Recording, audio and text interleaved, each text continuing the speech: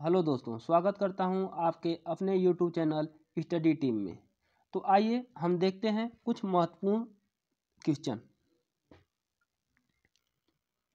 देखिए, आपके सामने एक क्वेश्चन है कि 4 पर 61 घात प्लस 4 पर 62 घात प्लस 4 पर 63 घात प्लस 4 पर 64 घात से विभाजित है। मतलब ये संख्या किससे विभाजित है, अर्थात इसका मतलब है कि इस पैटर्न के जितने भी क्वेश्चन हैं इसमें ये पूछता है क्या है कि ये संख्या किससे विभाजित होगी या तो इस प्रकार हम कह सकते हैं कि इस पैटर्न के क्वेश्चन भी किस पर आधारित होता है, विभाजिता पर ही आधारित होता है। किस पर आधारित होता है? यह भी विभाज्यता के आधारित होता है। इस प्रकार के पैटर्न के क्वेश्चन क्या होते हैं, ये भी विभाज्यता से संबंधित होते हैं। तो आइए हम इससे संबंधित जितने क्वेश्चन हैं वो करते हैं।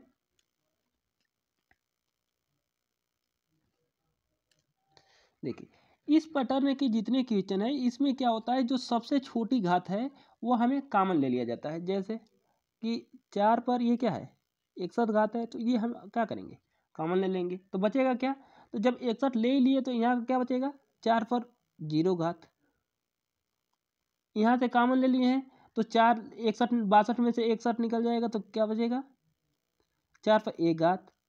यहाँ क्या बचेगा, 63 में से 61 निकल जाएगा, 2 घात बचेगा। ये क्या बचेगा, 4 पर 3 घात। इतना आप लोग को समझ में आ गया। फिर आगे क्या करते हैं, ये 4 पर 61 घात रहने देते हैं, इसको सॉल्व कर लेते हैं। तो हम आगे पढ़ेंगे, यहाँ जानकारी के लिए बता देते हैं कि किसी भी संख्या पर अगर 0 घात है तो इसका मान सदैव क्या होता है, 1 होता है। इतना आप लोग नोट कर लेंगे कि किसी भी संख्या पर अगर 0 घात होता है तो उसका मान क्या होता है, 1 होता है। यहाँ 4 पर 0 है क्योंकि 61 में से 61 घटा दिए हैं तो क्या 0 बच गया, तो इसका मान हो गया 1 प्लस 1 घात का मतलब कि 4 ही हो जाएगा। इसका मतलब क्या हो जाएगा, 16 हो जाएगा। इसका मतलब क्या होगा, 4 पर 3 घात का मतलब 64 हो जाएगा। जब यहाँ सॉल्व करेंगे 16 64 4 और 1, तो ये कितना हो जाएगा, ये हो जाएगा आपका 85। ठीक, अब देखिए यहाँ क्या करेंगे, 4 पर 61 घात ये गुणे क्या है, 85 है। अब ये तो हमारा हो गया। अब देखते हैं कि ये 85 इसमें से किसी भी संख्या से 3 से कटेगा, 85 नहीं कटेगा, 10 से कटेगा नहीं कटेगा, 11 से कटेगा नहीं कटेगा, 13 से कटेगा नहीं कटेगा। पहले हम यही देख लेंगे, यहाँ निकालने के बाद ये देख लेंगे कि यह संख्या इन संख्याओं में से किसी भी संख्या से विभाजित हो रहा है कि नहीं। अगर जब नहीं हो रहा है तो ये क्या है, ये क्या है, 4 पर 61 घात है, तो इसमें से एक निकाल लेते हैं 4, तो 4 एक निकाल लेंगे तो बचेगा क्या, ये तो हो जाएगा, कहेंगे आप कि 4 पर क्या हो जाएगा, 4 पर 60 घात। एक 4 निकाल लिए तो बाहर ये 4 हो जाएगा, अगुणे ये क्या हो जाएगा, 85। इतना आप लोग को समझ में आ गया होगा। अब देखिए ये तो 4 पर 60 रहने दीजिए, ये 4 का इसमें गुणा कर दीजिए तो क्या होगा, 4 पचे 20 और चौके 32 34।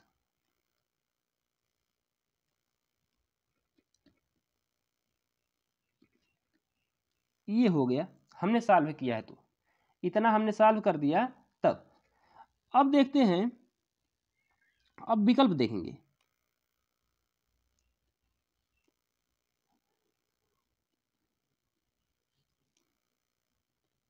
विकल्प में क्या था, तो ये हम लोग का आया था 4 पर 60 गुणे कितना आया था,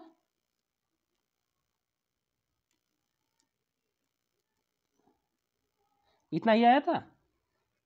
तो अब देखते हैं कि अब ये संख्या किससे किससे कट रही है, 3 से कटेगी, ये नहीं कटेगा, 10 से कटेगा, आराम से इकाई के स्थान पर 0 है तो 10 से कट जाएगा।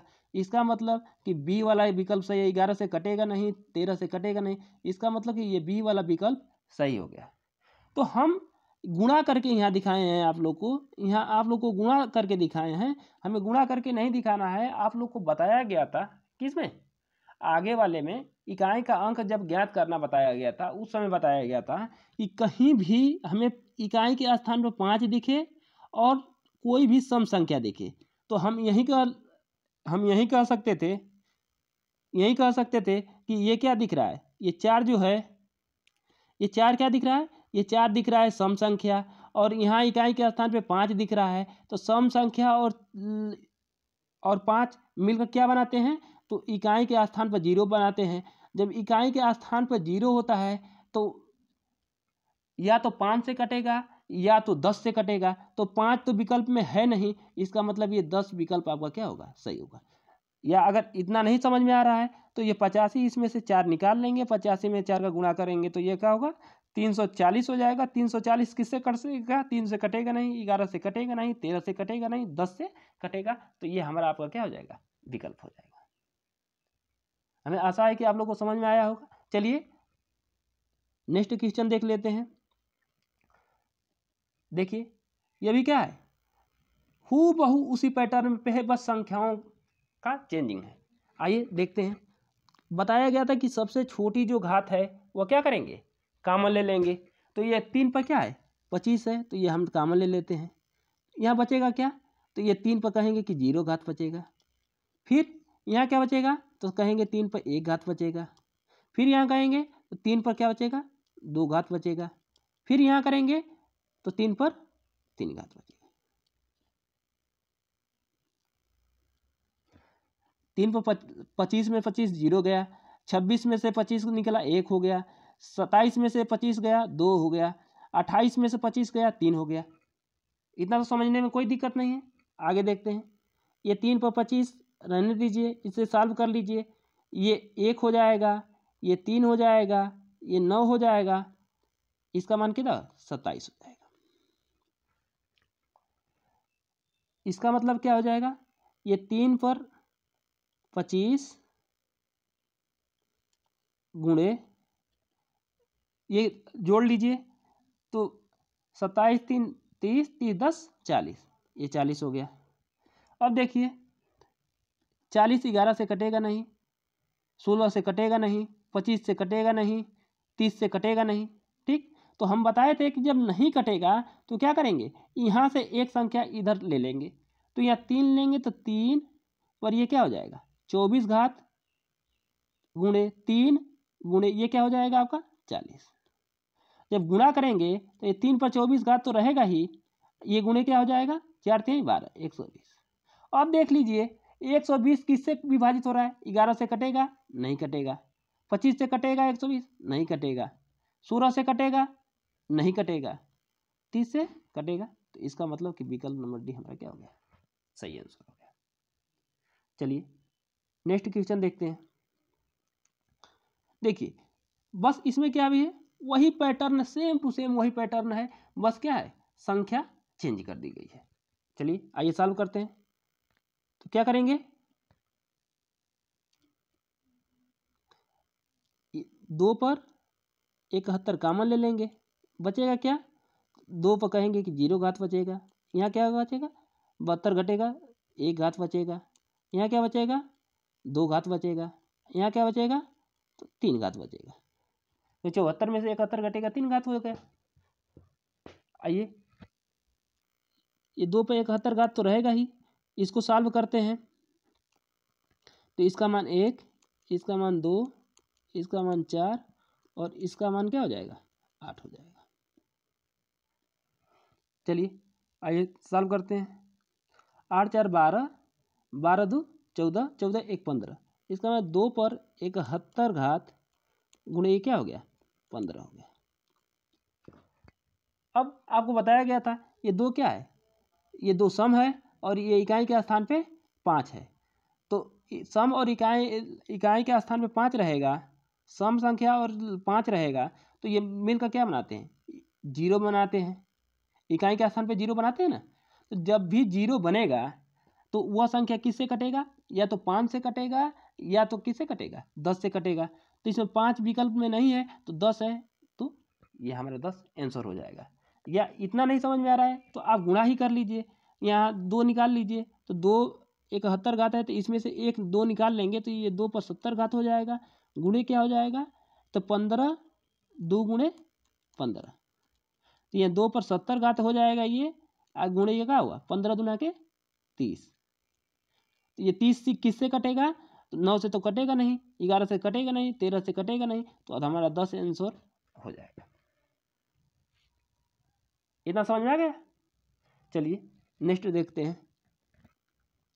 देखिए ये क्वेश्चन है, अभी बताया गया था, देखिए सब एक ही पैटर्न में है, पूर्णतः विभाजित करेगा, मतलब इनमें से कौन संख्या जो इसको विभाजित करेगा। तो आइए देखते हैं। ये 5 पर क्या करते हैं, हम कॉमन ले लेते हैं 71 घात, तो क्या बच जाएगा, ये 5 पर 0 घात बच जाएगा, ये क्या हो जाएगा 5 पर 1 घात हो जाएगा, यहाँ क्या हो जाएगा 5 पर 2 घात हो जाएगा, इसका मान क्या हो जाएगा 1 हो जाएगा, ये हो जाएगा 5 हो जाएगा, ये क्या हो जाएगा 25 हो जाएगा। तो ये 5 पर क्या हो जाएगा 71 घात, इसका मान क्या हो जाएगा 25 5 30 30 1 31। और देखिए इसमें से कोई 31 दिख रहा है, विकल्प में 31 नहीं दिख रहा है, तो एक स्टेप और आगे बढ़ जाइए। एक स्टेप क्या है, यहाँ से एक 5 निकाल लीजिए, तो यहाँ से एक 5 निकालेंगे तो ये 5 पर कितना घात हो जाएगा 70 घात, क्योंकि एक 5 निकाल लिए एक। अब हम 5 में 31 का गुणा करेंगे तो ये क्या हमारा हो जाएगा 155। अब देखिए विकल्प में 155 कहीं दिख रहा है, 150 ये नहीं, 160 ये नहीं, 130 ये नहीं, 155, इसका मतलब ये हमारा विकल्प सही हो गया। आइए नेक्स्ट क्वेश्चन देखते हैं। देखिए फिर वही पैटर्न, सेम टू सेम वही पैटर्न, आइए इसको भी सॉल्व कर लेते हैं। 4 पर सबसे छोटा क्या है 61 है, तो 61 कॉमन ले लेते हैं, यहाँ क्या बच जाएगा, तो यहाँ 4 पर क्या बच जाएगा 0 घात, ये क्या बच जाएगा 4 पर 1 घात, और क्या बचेगा ये 4 पर 2 घात, ये तो हुआ। आइए सॉल्व करते हैं। 4 पर 61 घात, इसको सॉल्व करते हैं, इसका मान 1, इसका मान 4, इसका मान 16, तो ये 16 4 20 1 21, तो 4 पर 61 गुणे क्या हो गया 21। अब देखिए पहले देख लेते हैं, फिर नेक्स्ट स्टेप करेंगे। 11 से नहीं कटेगा, 17 से नहीं कटेगा, 13 से नहीं कटेगा, 3 से तो कटेगा, 3 7 1 है, इसका मतलब विकल्प नंबर ए हमारा क्या हो जाएगा सही हो जाएगा। आइए नेक्स्ट क्वेश्चन देखते हैं। देखिए इस प्रकार के पैटर्न की जितने क्वेश्चन हैं ये भी विभाज्यता से संबंधित ही होते हैं। देखिए क्या लिखा है, यदि कोई संख्या n पूर्ण संख्या है, n क्या है n पूर्ण संख्या है,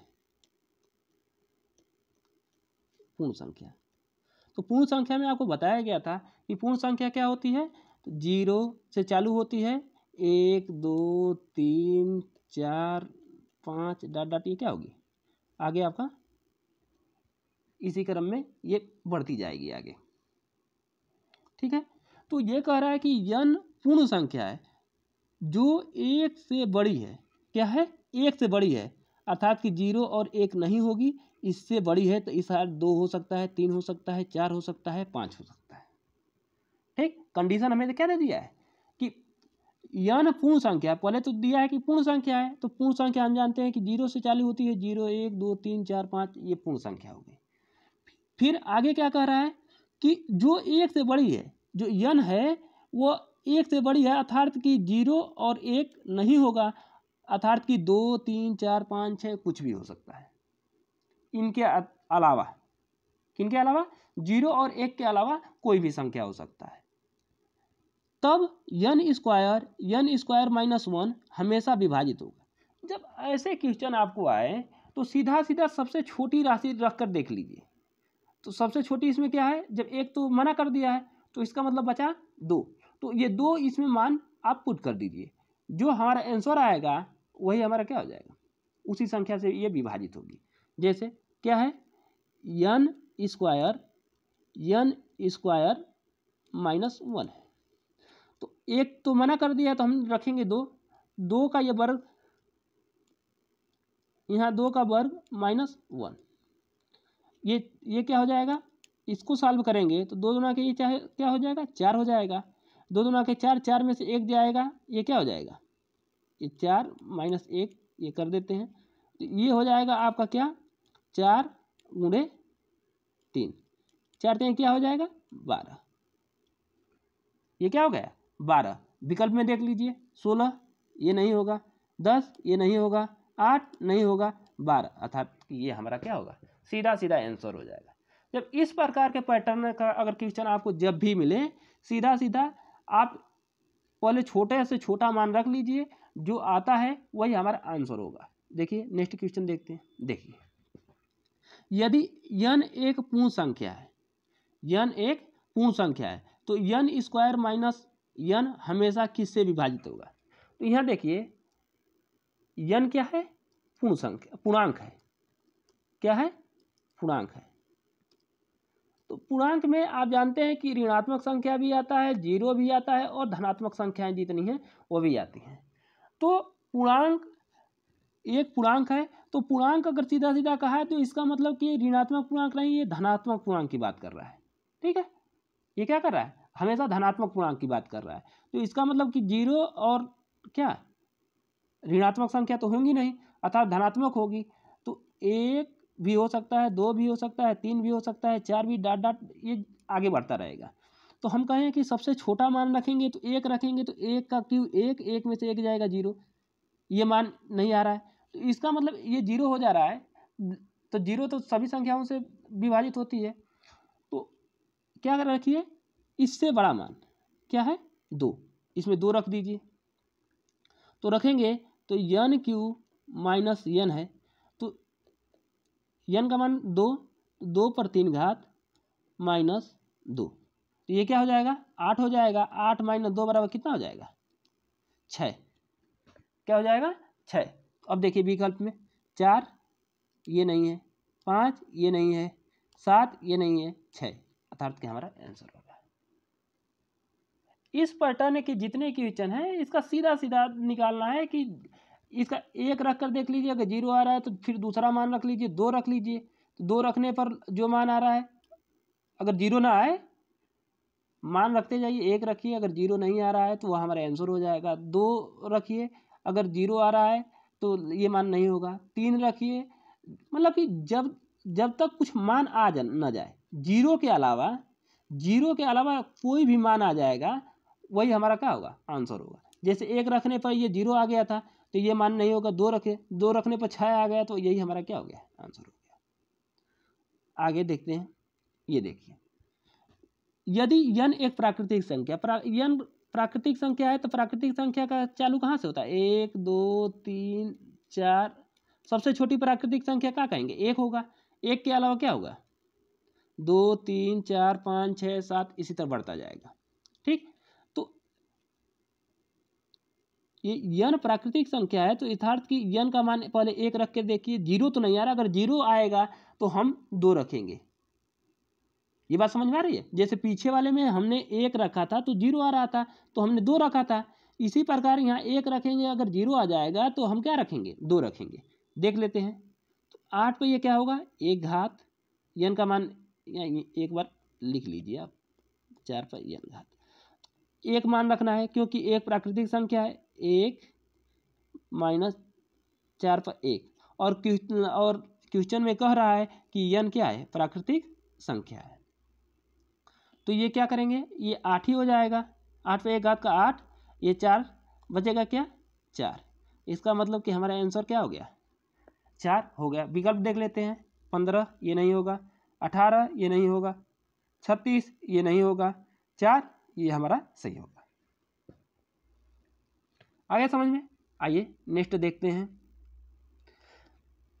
n सम संख्या है, कंडीशन दिया है, ये हमेशा एक कंडीशन कोई दिया रहेगा, प्राकृतिक संख्या, सम संख्या, विषम संख्या, वर्ग संख्या, ये हमेशा कंडीशन क्या रहेगा, ये कंडीशन दिया रहेगा। n सम संख्या है, तो सम संख्या क्या होता है, कहाँ से चालू होता है, 2 से, 2 4 6 8 डॉट डॉट डॉट हो, तो n 6 पर n घात -1 किससे विभाजित होगा, रख लेते हैं। सबसे छोटा मान क्या है, 2, 2 रख कर देख लीजिए।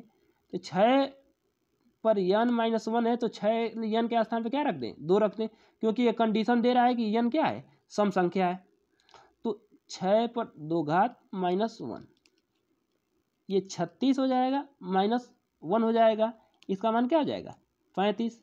विकल्प में देख लेते हैं,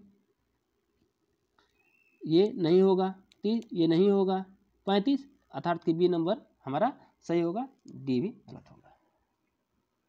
हमें आशा है कि इस पैटर्न के जितने क्वेश्चन होंगे आप सॉल्व कर सकते हैं, तो सॉल्व करने का कोशिश करिएगा। जो क्वेश्चन नहीं आता है वह कमेंट कर सकते हैं। चलिए मिलते हैं नेक्स्ट क्लास में, तब तक के लिए जय हिंद जय भारत।